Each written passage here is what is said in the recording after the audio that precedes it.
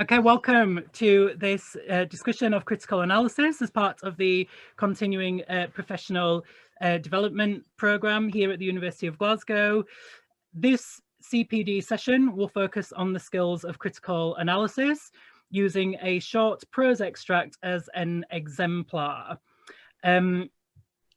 I will go over the content of the presentation imminently, but I should just state at the outset that I'm not a teaching specialist myself, although I'll be touching on the criteria which shape the SQA Higher's English module critical reading skills. This session will not be an in-depth guide to the assessment framework. Rather, I'll be using it as a bridge to explore some of the teaching strategies we adopt with our first years and maybe identify some common pedagogical ground between Highers, Advanced Highers, maybe A-level IB if you're outside of Scotland, and first year university teaching of literary texts. Now, I've used some of our students as guinea pigs, so I'll be giving you a sense of how our first years, new to their degree, respond to some of the teaching strategies I'll be discussing at key points, particularly in relation to prompts, which tend to recur throughout SQA specifications. So this session, will engage with the skills required to construct a critical essay. It will explore the ways in which students are able to apply their understanding, analysis and evaluation skills to a prose text. Topics I am going to address include how to approach the question, how to select relevant textual examples, and how to discuss and explain ideas. This presentation won't be focusing on close reading skills per se. That was the subject of the previous CPD session. Rather, the emphasis will be on how to organize material into the shape of a response. So here is the SQA Higher's English specification for critical reading skills. This is a truncated version. If you've looked at the specification, it goes on for pages and pages, but I think it gives a clear sense of the task students are required to complete. There are two sections to critical reading skills, part B, a series of short questions. The first steer is this word analysis. SQA love the word analysis. It crops up throughout all of their modules. And the second steer are these two in bold at the bottom here, discuss how and explain how. So I'm going to be discussing a prose extract from The Learning by Andrew Michael Hurley. It's an absolutely unbelievable book. I definitely would urge you to read it. It's an astonishing contemporary folk horror novel. And I'll be focusing on the following three skills, which are a crucial feature of the critical analysis of texts. These are understanding the question, integrating evidence, and analysing meaning. The first part of this presentation, the first 10-12 minutes or so, will focus on a question formation which appears on the Reading Critical Skills paper. And the question formation SQA tend to use is analyse how the writer uses language to ... So I'll spend about 10 minutes thinking about that. And then part two will focus on a second question formation, which also appears on the Reading Critical Skills paper. By referring to the extract, discuss or explain how ...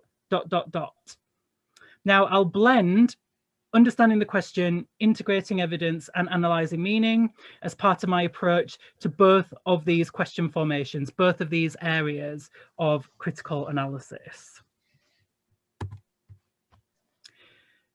Here is the extract from The Learning. Now, I'm going to be referring to it at key points. I've given this my students to read, and I'll read it out now, just so everybody's got an understanding of some of the teaching strategies I'm going to go on to discuss. And also, it's really spooky and amazing.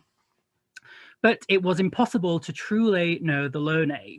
It changed with each influx and retreat of water, and the neap tides would reveal the skeletons of those who thought they had read the place well enough to escape its insidious currents. There were animals, people sometimes, the remains of both at once, a drover and his sheep cut off and drowned on the old crossing from Cumbria. And now, since their death for a century or more, the Lernae had been pushing their bones back inland as if it were proving a point. No one with any knowledge of the place ever went near the water. No one apart from us and Billy Tapper, that is. Here is the first question formation. Analyze how the writer uses language to ... I've chosen the phrase create an unsettling atmosphere as it's very relevant to the extract, as you can see, and it's quite rich, I think, and interesting in relation to the textual evidence that the students will have to work with. Now, this is the one slide which touches briefly on some of the ideas I discussed last week. I have found out there are only so many ways you can critically define the word analysis. Analysis can be broadly defined as the critical exploration of literary effects, why certain words, images, and metaphors are able to generate meaning, and how those meanings are achieved on the page. So analysis, as I understand it, and I think as SQA understands it, is centered on textual evidence. It's impossible to have a sense of meaning without a textual source in play. And conversely, it's impossible, I think, to identify a really amazing piece of language without an understanding of the effects that that language can emit. Effect and evidence seem to be fused together in relation to critical analysis.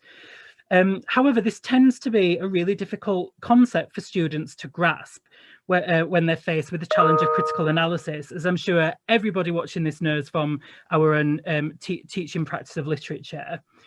Quite a lot of students either tend to identify really cogent pieces of evidence without considering why they're relevant, or they identify a really subtle reading without always tracing it back to a textual source. And that's one aspect of critical analysis that I'm really keen to engage with fairly early on with our first year students. So here are some strategies we adopt in first year when exploring analytical effect in prose. Again, just a really quick caveat, I'm not a teaching specialist. I don't have professional expertise in SQA critical reading skills. The aim is just to see if there are any overlaps between the two fields of school pedagogy and entry-level higher education study of literature.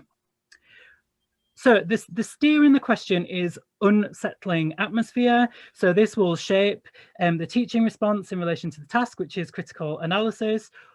One thing I always ask the students to do is focus their attention on the very first line, almost viewing it as a code text embedded with the analytical material, which will be useful later. In other words, the first line as meaning in embryo. Now, the first line of the extract is this: but it was impossible to truly know the Lernae. The first line is really interesting, I think, especially in relation to an unsettling atmosphere.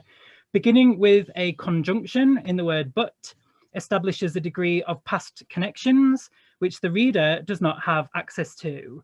It invokes a history which is murky and unknowable. Even further, that opening line presupposes a past. So I would be saying to my students, we know the influence of that which has gone before seems to be a significant feature of how the atmosphere is being constructed or fashioned in this extract. Now, you might have a different reading of how that line operates. I would absolutely encourage my students to have divergent readings from my own, but hopefully it gives you a sense of how an analysis of the opening line can establish some of the thematic parameters which help to foster and generate critical analysis. So that's just one strategy I tend to do in seminars.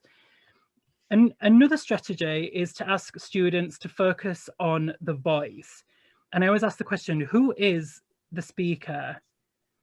The fact that any voice in prose is essentially disembodied is itself quite unsettling, so that can give us a head start. What is the narrator withholding? What do they know? I always make the critical assumption that the voice in a novel has access to a reality which the reader can only partially glimpse. And I think this can be really productive when asking students to critically analyse literary effects, to not necessarily think that the narrator, a first-person narrator, is a real person with thoughts and feelings. So I would ask, how is this voice used to create an unsettling atmosphere?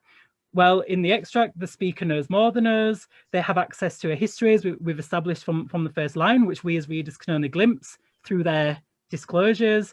And this in itself places the reader at a disadvantage, at the mercy of the voice who is guiding us through this murky terrain. And I guess it doesn't help in the learning that the information we are given tends to focus on death, corpses, and the sucking malevolence of the water. So that's the second strategy. Next, I would say to the students that the voice we are engaging with, the represented mind, be it in the first or third person, depending on what the extract is fundamentally comprised of language. It's textured and imbricated with metaphors and linguistic effects. And I think asking the students to see metaphors, to see literary language as patterns which are woven throughout language is a good way of bringing evidence to bear on the readings which have been activated either by the first line or by the material that the voice is choosing to disclose to the reader. It's a way of bringing a more abstract reading of the text in direct dialogue with specific pieces of evidence as those words and metaphors are tracked. In order to convert this material into critical analysis, I then ask students, either in pairs or in small groups, to place their analysis in a grammatical structure built around analytical verbs. There are a few here on the slide: suggests, reveals, shows, implied. I'm sure everybody's familiar with them as part of teaching practice. I think students seem to think this type of thing is a bit dry, so I always try and be trendy tutor to silence in the room. I always say something like analytical verbs are like catalysts. They're the literary equivalent of catalysts in chemistry. They turn evidence into effect, and they can transform personal reflections into objective analytical concepts, and they should be integrated into critical analysis as routine practice. So they're just some strategies I do to try and bring evidence and effect into a really, really tight dialogue with each other as part of critical analysis. I asked my students to engage with some of these ideas and find any pieces of evidence they thought were interesting, especially in relation to an unsettling atmosphere. And these are the images that they highlighted. Straight up skeletons, obviously, like Gothic literature. Escape its insidious currents, remains of both at once. Sheep cut off and drowned, pushing their bones back inland. Not very cheery, is it? So I asked them to do that, and then I after we explored the strategies in the seminar, I asked them the question: analyze how the writer uses language to create an unsettling atmosphere. And they came up with several answers. I picked two. So answer one: the phrase "reveal the skeletons" suggests that the learner will not merely take away the lives of humans, but reveal that the death has taken place. This recurrence of death creates an unsettling atmosphere, as the dead are not remembered in a traditional sense, but transformed into a warning or a threat. I think that was a really cool answer. And you can see I've just put in bold some of the typical analytic structures, I guess, in terms of their grammar that would transform this from an opinion into what I think is a really interesting critical analysis. And then answer two, one student said, the phrase "escape its insidious currents" implies that the learner is possessed of a force of its own. The idea that the landscape is somehow active creates an unsettling atmosphere, as its actions are consistently described as malevolent and fatal, and therefore harmful to the inhabitants. So that's how I would go about engaging with that particular question formation. centered around analysis. Now, I'm going to move on to the second by referring to the extract, discuss or explain how. And the word I've used here is discuss or explain how humans interact with the landscape. I think that's a really crucial feature, I guess, of that extract from the Learn. So discuss or explain how. These are two terms which seem to be interchangeable in some sense. Obviously, they've got micro differences, but I think they're covering fairly similar ground. Both discuss and explain are evaluative words, which ask the students to consider the significance or relevance of a topic in relation to the question. The word how is asking the student to consider the role and function of linguistic effect in generating particular fields of meaning, and these fields of meaning in question will relate to the subject matter of the task. So the critical skills which are attendant on the words discuss and explain are similar to analysis. I think they do cover similar ground, although it seems to me that they are broader in scope. Discuss and explain are broader in scope. Instead of specific effects, they're asking the student to focus on how meaning is cumulatively produced across shared words, images, and metaphors. And I know that this question formation in the paper by SQA has a higher yield of marks as well. So I think they're going for a slightly more expansive answer here. There's also the corresponding sense of the significance of these accumulated meanings in relation to the themes and ideas which recur throughout the whole passage, and also the themes and ideas which are relevant to the specific wording of the question. So here are some further strategies we adopt in seminars when we're trying to move students beyond the specific analysis of words and images, and I guess start to think about how we can discuss or critically analyze their collective significance. So widening out in scope almost.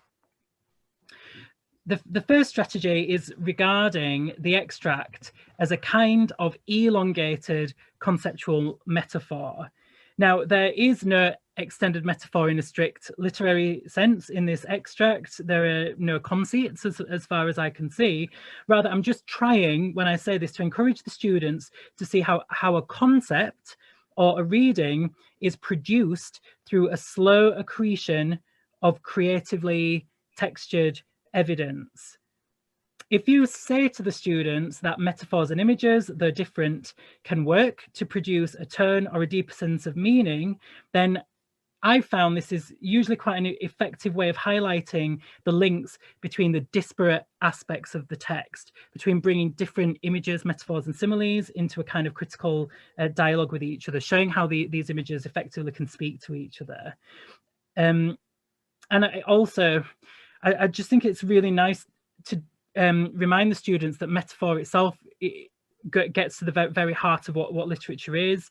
It captures the process of transformation, and it's used by writers, especially in prose, to delineate space and also establish the construction of interior states, such as memories, emotions, and reflections, what we tend to think of as character.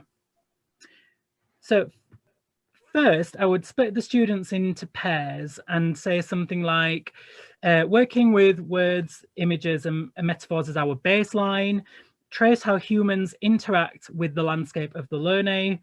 I would next ask them to gather their evidence together, noting any overlaps, parallels, or connections, those instances where one image or metaphor blurs or melds with another as part of the cumulative technique of producing a theme.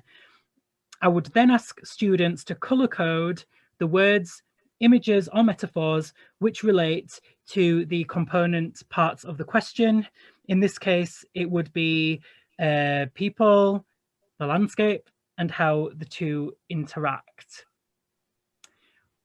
Once this evidence is gathered, I would ask the students to extract 2 or 3 inferences or meanings from their gathered evidence, almost like super effects. I would give them a caveat. I would say the meanings must be relevant to more than one piece of evidence, so you can't narrow down on one small word. And your account of super effects must make sense in the total appreciation of the passage. In terms of academic writing skills, part of the task is to shape and harness the material the students will have gathered into a coherent critical argument with a clear sense of how a particular concept has been represented. In other words, how the presence of the topic cited in the question can be explained or discussed in relation to textual prompts. And I've often found that the following evaluative phrases are really useful when explaining this process to students. In other words, the process of explaining how. I think the word how just seems to be really, really crucial for this particular question. So there are some key phrases that students really like integrating into their work when they're beginning to think about how to discuss or explain a prompt. One, the evidence, whatever the poetic evidence is, represents, highlights, leads to, brings about. That's a good way of bringing different readings together. And then the cumulative effect of the evidence is ... or taken together the evidence ... So here is the slide. I tried to get really light purple, but PowerPoint wouldn't let me. So it might be tricky to read, but it's demonstrative more than anything else. Here's an image of metaphor tracing.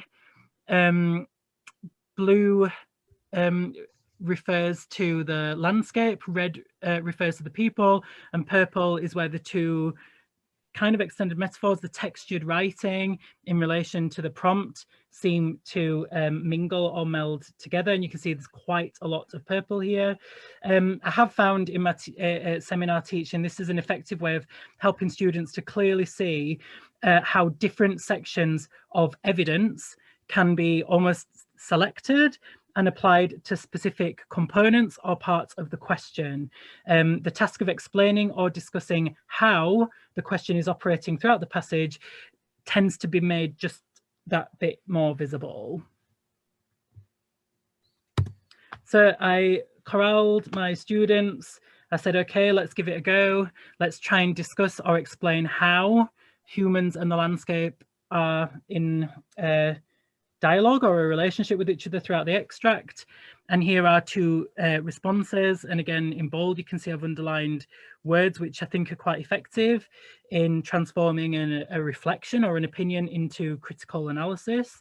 So the first one, the image of intermingled human and sheep bones in the phrase remains of both at once implies that there is no clear distinction between people and animals in the landscape of the Lone. This can also be seen in the phrase their bones, which are all pushed back on shore together by the sea. Collectively, these images show how the reader is unsettled, as every living being who enters the landscape of the Lone is potentially a walking skeleton, wow, prefiguring their own death. Then the second is this. The phrase, read the place well enough, implies that humans entering the landscape of the Lone can read it with ease, almost like a book or a text. However, this is revealed to be ironic, given the high death count and the fact that the landscape is making a point by throwing the bones upon the shore. When taken together, the images of reading and making a point show how the Lone is far too subtle and insidious to be read by people and is therefore extremely dangerous. So that's the end of the presentation. That's some approaches we would adopt in relation to this task, the focus of this CPD session, which is critical analysis. I hope you've found some of the strategies useful as part of your own teaching. As I said, the aim of this is to establish common pedagogical ground between students entering a degree for the first time and the amazing teaching being done in higher and advanced hires or IB or A level. What I'm going to do now is minimize the PowerPoint slide and stop the recording. And then if anybody has any questions, we can maybe have a Q&A session. So I'm just going